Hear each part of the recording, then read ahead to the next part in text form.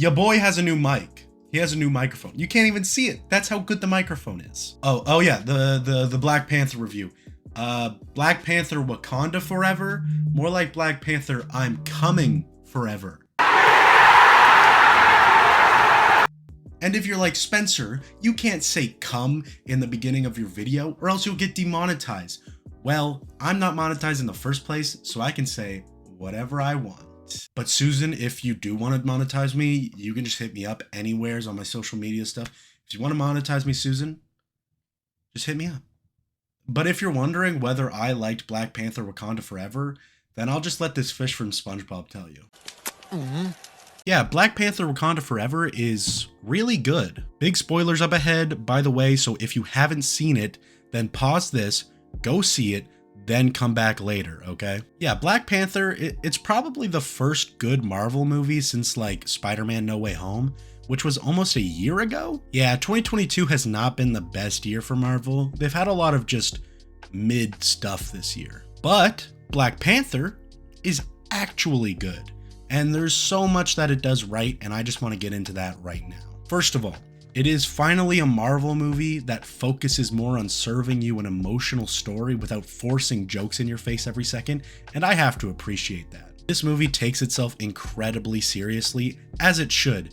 T'Challa is dead, and that's an incredibly emotional story that focuses on that loss and how it affects not only Shuri and Queen Ramonda, but all of Wakanda. I really like the focus on Shuri in this movie. I like that she was the focus and we got to see this kind of torment of not being able to save her brother. Shuri is great. This movie is just packed with amazing characters, but one that I loved personally was Namor. I won't get too much into it, but his origin story was so amazing in this movie and a perfect example of how to adapt a character from the comics into this ever-expanding MCU. And Namor kind of leads us into the conflict, which is something I really liked. Ryan Coogler has always been good at writing conflict.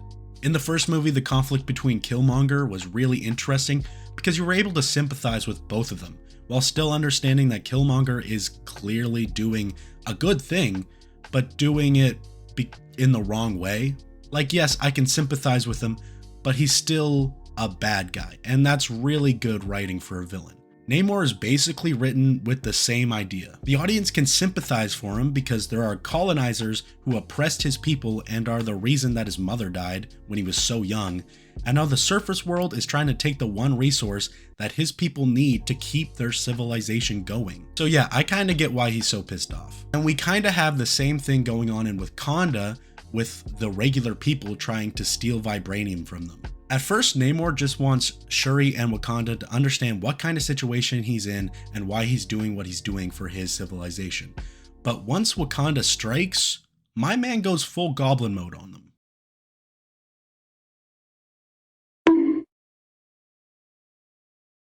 After he floods the place and kills Shuri's mom, leaving her basically with no family, she kind of becomes a reflection of Namor. Like, they both mirror each other as people who are consumed by revenge, and what Shuri needs to learn is that everything that happened is not her fault, and she couldn't have prevented it. Her brother dying, Wakanda being flooded, and her mother dying are all stuff that she couldn't prevent, even with her knowledge and scientific expertise. She has to stop thinking logically and start actually mourning the loss of her family. And she has to realize that vengeance won't make her feel any better. She has to actually mourn. I really like when a villain and the hero mirror each other, and it makes the hero realize that they need to be better. This movie's just super well written and with an amazing villain, obviously, probably the best in the MCU, and it also has just an amazing emotional story. There are other things that I like about it too, of course. I like Ryan Coogler's direction, for one.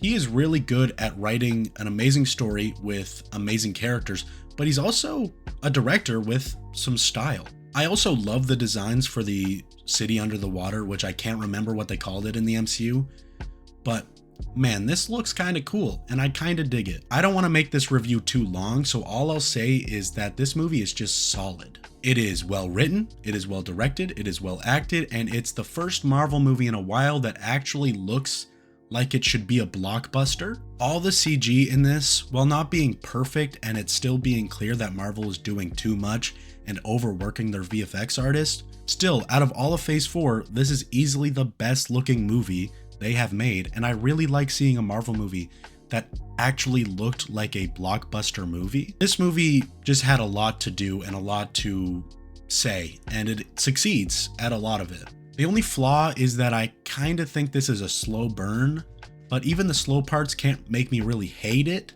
So it's just, if you don't like slow burns, then this movie might not be for you. Also, I feel that Shuri becoming Black Panther kind of happens so quick and so suddenly that the audience can barely fully take in that this is the new Black Panther now. I guess I just think that there are times that this movie can feel overstuffed with side plots, and sometimes we don't get a full resolution, and sometimes that can suck. And it's just a packed movie, it's trying to do a lot, it succeeds at a lot of it, but sometimes it kind of leaves stuff by the wayside.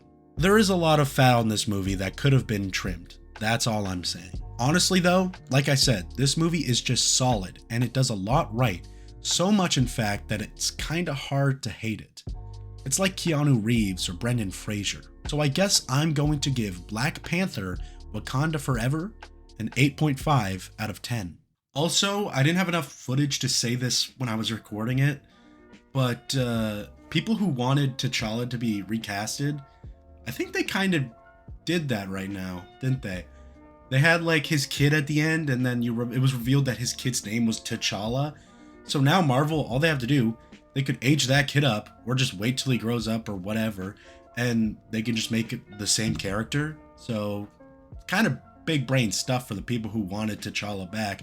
You're gonna get him back eventually. Yeah, I just wanted to get that out there. Yeah, it was kind of just nice to see a Marvel movie that I didn't like despise or just think was mid.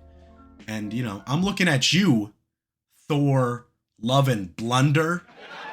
Got you, dumbass. Anyways, if you enjoyed the video, please like and subscribe. And I know people might know this already. We are on a mission to get 200 subscribers by Christmas. Let's go. We can do it. I believe in us. We're getting it. We're getting there. We're getting more subscribers. I believe in us, guys. We can do it. We are 29 away. We are 29 away. We can do it, guys. I believe in us. Anyways, if you enjoyed, like and subscribe, like I said. And remember, guys, stay safe, stay healthy, stay sexy. Okay. Bye. Reach this fuck, eat 'em up, eat 'em up, eat 'em up, eat 'em up. Reach this fuck, eat 'em up, eat 'em up, eat 'em up, eat 'em up. I got Reese's Puffs in my bowl, dominating on cruise control. I got Reese's Puffs in my bowl, just like that I'm on the road. Reese's Puffs, peanut butter chocolate flavor.